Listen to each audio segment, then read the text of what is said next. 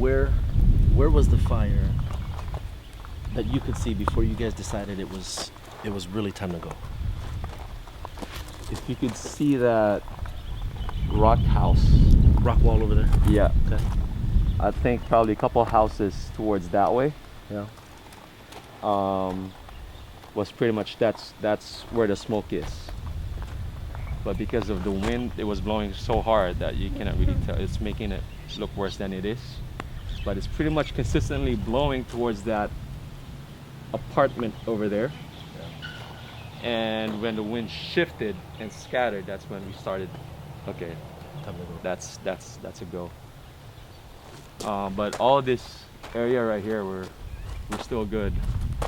It's almost like a letter I that the fire was just eating for like a good few minutes until it started blowing down.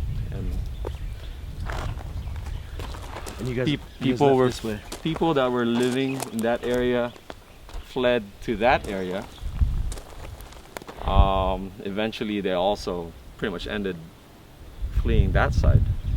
And you left Yeah. this direction? We You just took went this out? direction because this was open. But if we happened to take that direction, we probably would have been stuck, and we probably would have fled on foot. But yeah, amazingly, when we went that way, there was no traffic up until the highway, and there were trees on the road blocking the road, and I think there were also trees blocking this road.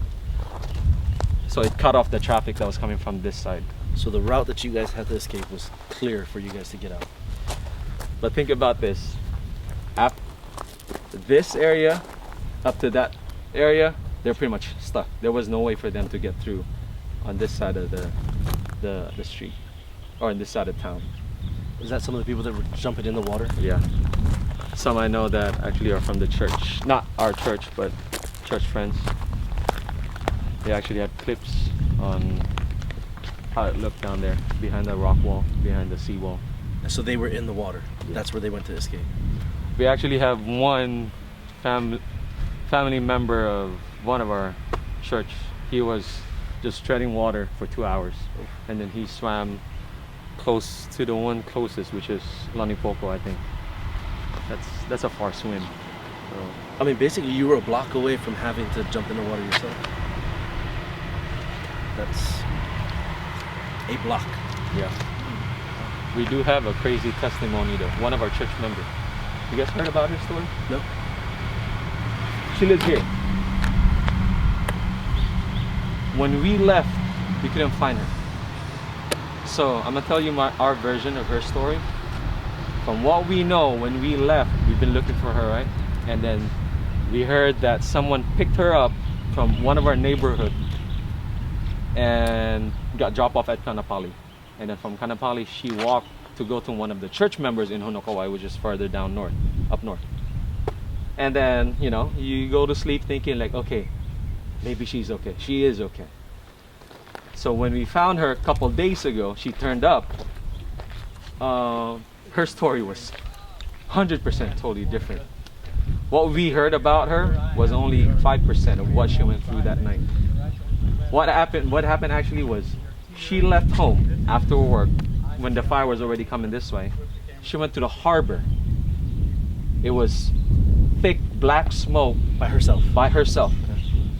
And then she tried to just look for a shelter. And then she didn't know she was pretty much going in circles. She saw some boats. She didn't go in there. And then eventually she ended up inside a restroom. And she spent the night there. The night. In the middle of this fire. In the middle of this fire. In this town right And- here. Yes. She prayed. Think about this. That's the only building that's left in that area. It's the one she was in. The one she was in. This one right here? No. A little bit further down. Yeah. If you go over there, there's a harbor over there. She spent the night We in the- thought Wait a minute. she was gone. I want you to tell Brother Gary this. Yeah.